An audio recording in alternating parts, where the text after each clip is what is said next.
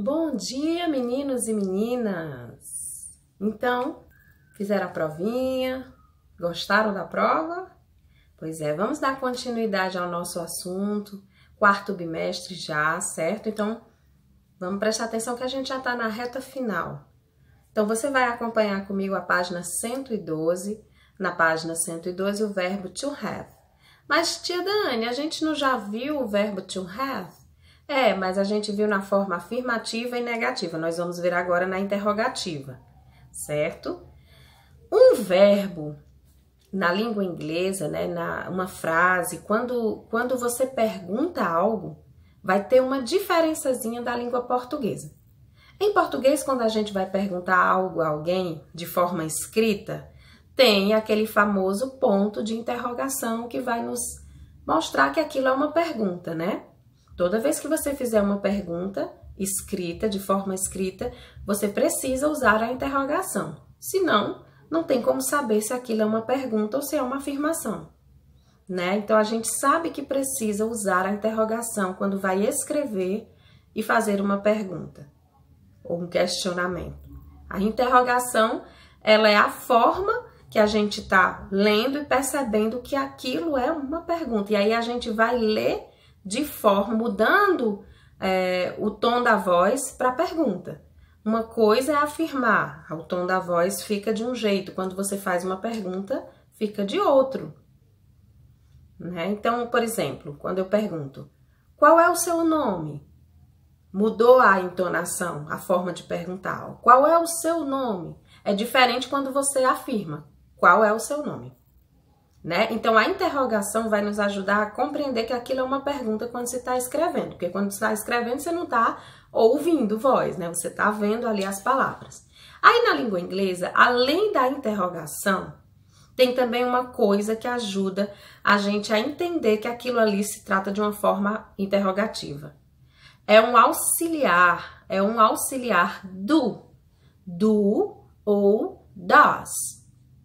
Como assim? Vamos entender. Na página 112, você está vendo aí que o verbo to have, sendo aí conjugado por todas as pessoas, né? I, you, he, she, it, we, you e they, tem aí uma coisinha antes dele, no início da frase, no início da pergunta.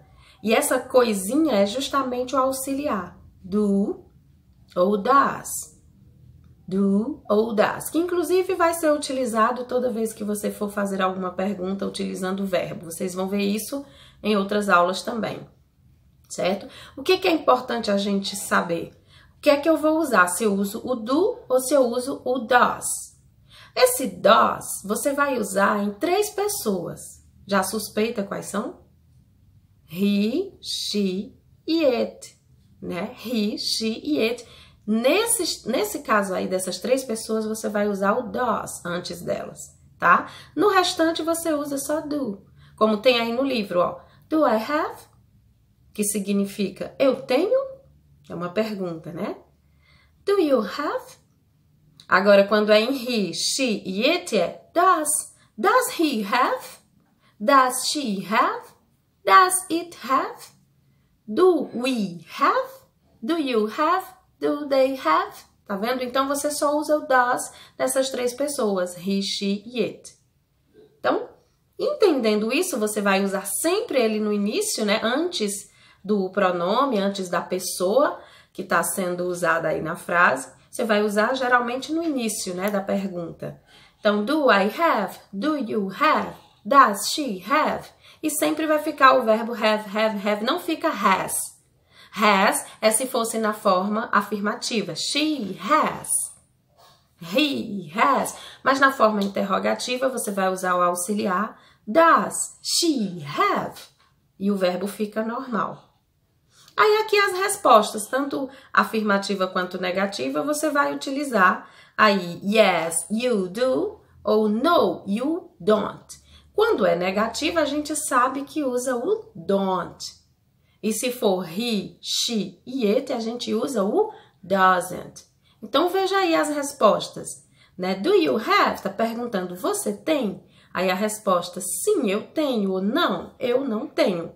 Yes, I do. No, I don't. e segue para as demais pessoas. Yes, he does, ou então no, he doesn't. Ou yes, she does, ou no, she doesn't. Então, é só observar que nessas três pessoas, na forma interrogativa, você vai utilizar o does antes delas. E o verbo fica normal, have. E a resposta vai ser de acordo com a pessoa. Se for na forma afirmativa, yes, she has, aliás, yes, she does. E na forma negativa, no, she doesn't. Beleza? A gente agora vai praticar, porque você só entende praticando mesmo. Antes, observe aí a imagem, olha, a professora perguntando, do you have a book? Aí a menina responde, yes, I do. E na outra imagem, ó, does he have a bike? Tá perguntando, ele tem uma bicicleta? Aí a menina responde, no, he doesn't.